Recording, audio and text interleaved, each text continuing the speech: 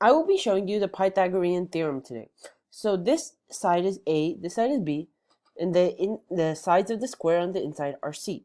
So this is also A, this is B, this is also A, this is B, A, B. So I get, for the entire thing, I get A plus B. So this means that the area of the whole square is A plus B squared, right?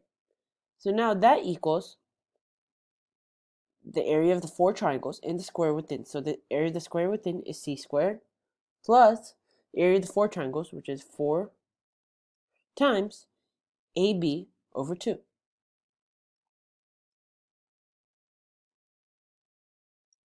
So that means A plus B squared equals C squared plus 2AB. So I get A squared plus 2AB plus B squared equals C squared plus 2AB. So I subtract 2AB from both sides and I get A squared plus B squared equals C squared. So this means that for any right triangle, A squared plus B squared, so the sum of the squares of the leg, will always be equal to the square of the hypotenuse. The hypotenuse is the long end. The legs are the shorter ends. So in essence, the hypotenuse is the side opposite from the right angle. So now, let me use this identity to solve a right triangle. Say I had a right triangle that had lengths of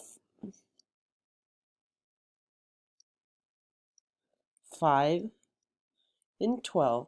They wanted to know what this length was. Well, I could call this length x, and I could get x squared equals 5 squared plus 12 squared. So I get x squared is equal to 25 plus 144. So x squared equals 169. X equals 13. Thank you for watching this video. If you like it, please send a thumbs up and subscribe to my channel. Subscribe on the left, and there will be 2 more videos for you to watch on the right. See you later. Thank you.